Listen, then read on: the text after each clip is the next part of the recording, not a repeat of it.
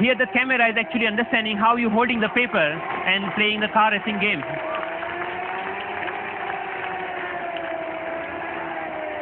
Many of you already must have thought, okay, you can browse. Yeah, of course you can browse to any website. So you can do all sort of computing on a piece of paper wherever you need it. So, but more interestingly, I'm interested that how we can take that in a more dynamic way. When I come back to my desk, I can just pinch that information back to my desktop so that I can use my full-size computer. And why only computers? We can just play with papers. Like paper world is interesting to play with. So here I'm taking a part of a document and putting over here the second part of from second place, and I'm actually modifying the information that I have over there. Yeah, and then I'm saying, okay, this looks nice. Let me print it out, that thing. So I have a now printout of that thing, and now so the workflow is more intuitive the way that we used to do before, maybe 20 years back, rather than now switching between these two worlds.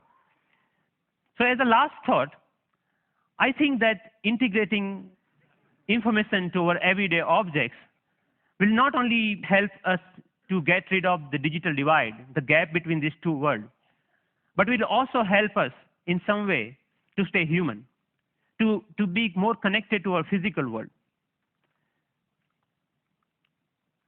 And it will actually help us not end up being machines sitting in front of another machines. So that's all. Thank you.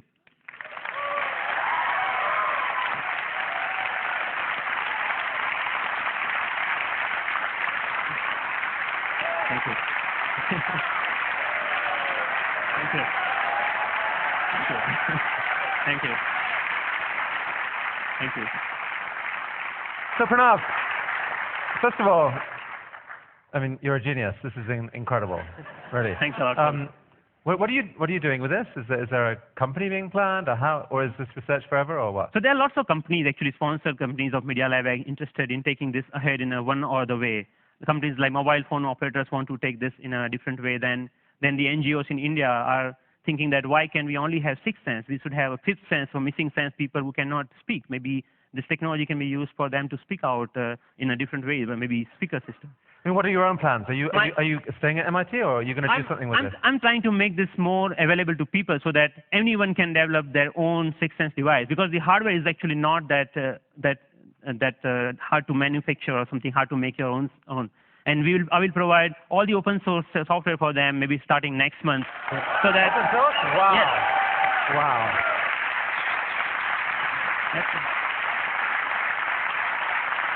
Are you going to come back to India with some of this? Yes, of course. I mean, what are your plans? MIT, India. How are you going to split your time going forward?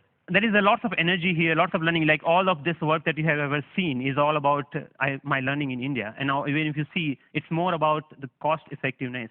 This system costs you $300 compared to the like $20,000 of Surface tables or anything like that. Or maybe even the $2 mouse, just a system, at that time was costing around like $5,000. So we actually, I showed that to in one of the conference to President Abdul Kalam at that time, and then he said, okay, we should use this in Bhabha Atomic Research Center for some use of that. So I'm more excited about how I can bring the technology to masses rather than just staying that technology into lab or environment, something like that. Based on the people we've seen at TED, I would say you're truly one of the 2 or 3 best inventors in the world right now, and Thank it's you. an honor to have you here at TED. Thank you. Thank you Nice so much. meeting you. It's fantastic.